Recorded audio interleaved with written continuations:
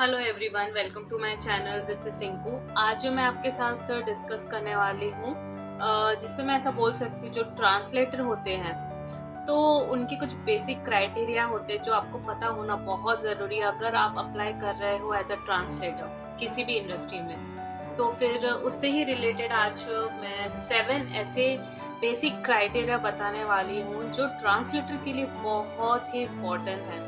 तो चलिए देखते हैं क्या है वो बेसिक क्राइटेरिया। तो अभी मैं बताने वाली हूँ फर्स्ट पॉइंट, जिसमें ऐसा रहता है कि अगर आपको कोई लैंग्वेज आता है तो एक लैंग्वेज से काम नहीं चलता है। आपको एटलीस्ट 2 या 3 लैंग्वेजेस प्रॉपर आना ही चाहिए, जिसमें आपका ग्रिप बहुत अच्छा हो।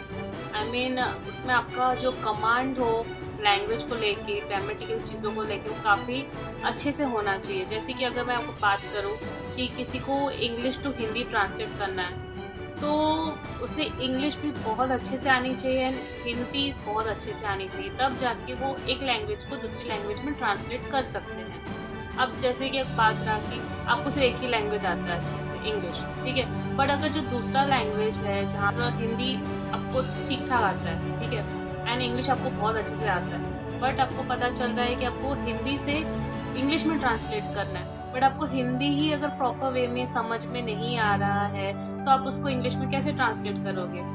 तो इसलिए कहा जाता है कि अगर आप 2 to 3 लैंग्वेजेस अगर बहुत अच्छे से जानते हो, काफ़ी अच्छे एक्सपर्टीज़ हो उसमें, तो ही आप एज अ ट्रांसलेटर के लिए काम बताने वाली हूँ। सेकंड पॉइंट में ऐसा है कि आपका राइटिंग स्किल भी बहुत अच्छा होना चाहिए।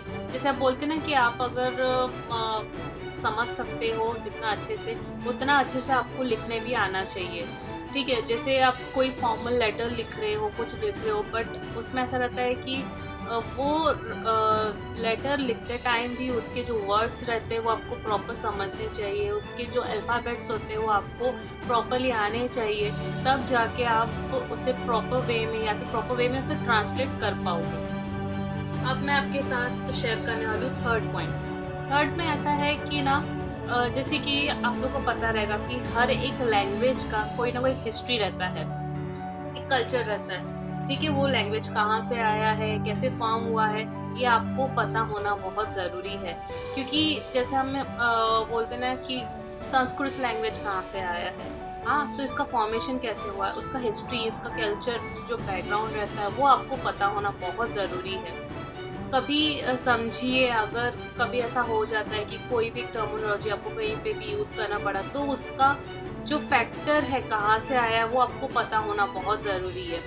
तो आप समझिए कि ये क्राइटेरिया भी बहुत इम्पोर्टेंट है अगर आप एज अ ट्रांसलेटर के लिए अप्लाई करते हो। तो मैं बात करने वाली हूँ फोर्थ पॉइंट, जहाँ पे बात आती है कि आपको, चलो ठीक है, आपको जैसे पता चल गया कि एज अ ट्रांसलेटर मुझे काम करना है, बट कौन सी फील्ड में। जैसे कि पब्लिकेशन है, पब्लिकेशन में देखोगे कि हिंदी, इंग्लिश, मराठी, बहुत टाइप के आर्टिकल्स होते हैं, तो आप वहाँ पे अप्लाई करोगे, पर वहाँ पे आपको हर एक स्पेशलाइजेशन चीज़ों के बारे में पता होना ज़रूरी है।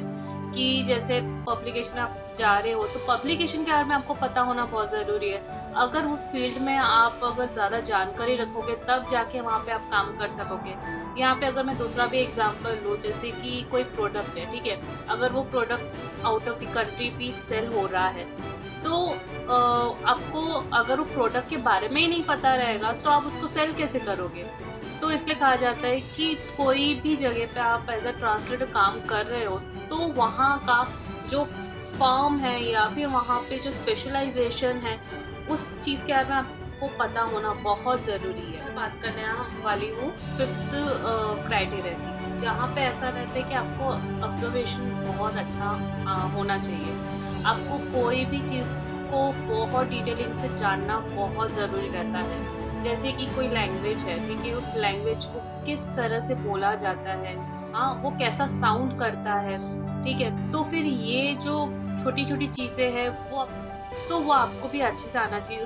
अब मैं जैसे बात करूँ कि बहुत जगह पे प्रोनाउंसिएशन अलग अलग रहते हैं, ठीक है, तो हर एक लैंग्वेज की जो प्रोनाउंसिएशन है उससे आप किस तरह से यूज़ करोगे, उसको कैसे मॉडिफाई करके आप बात करोगे, वो आपको ध्यान देना चाहिए, या फिर उसको आपको बहुत बारीकी से समझना चाहिए। तो ये उसका और एक क्राइटेरिया। सिक्स्थ वन तो मैं बोलना चाहूँगी कि आपको सब चीज़ें आती है बट कंप्यूटर नॉलेज होना बहुत ज़रूरी है।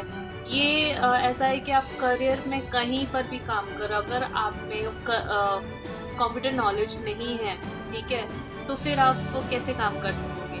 तो कहा जाता है कि कंप्यूटर बेसिक चीज़ें हैं वो बता देती हूँ, जैसे कि MS ऑफिस है, पावर पॉइंट है, ये होना बहुत ज़रूरी है। मतलब ये आना आपको बहुत ज़रूरी है, क्योंकि आप जब कुछ चीज़ें टाइप करोगे तो आप टाइप कहाँ पे करोगे। ऑब्वियस ही बात है, वर्ड और या फिर पावर पॉइंट में जब आप कुछ प्रेजेंटेशन प्रेजेंट करना है किसी के सामने, तो उसके लिए क्या चाहिए, पावर पॉइंट चाहिए रहेगा।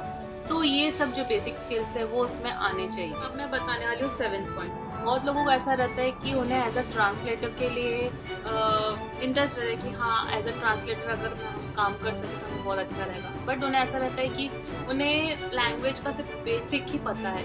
तो उसके लिए ऑलरेडी तो क्लासेस है, जैसे कि अगर मैं बात करूँ कि स्पेनिश है, ठीक है, जर्मन है, तो ये सब जो लैंग्वेजेस है इसके तो बहुत सारे क्लासेस भी रहते हैं, जहाँ पे आप उनके जो लेवल्स रहते हैं उन्हें आप आराम से उसके सर्टिफिकेट्स भी मिलते ही है, ठीक है, जहाँ पे आप हर एक लेवल सीख के वहाँ से आप सर्टिफाई भी हो सकते हो, क्योंकि ये सर्टिफाइड कोर्स भी वहाँ पे चलते ही रहते हैं, ठीक है। तो आप अगर ऐसा सोच रहे हो कि अगर आप मतलब एज अ ट्रांसलेटर के लिए काम करना चाहते हो, तो आप ये सब जो बेसिक जो क्राइटेरिया है, अगर आप इसमें एक्सपर्ट हो तो फिर आप अप्लाई कर सकते हो।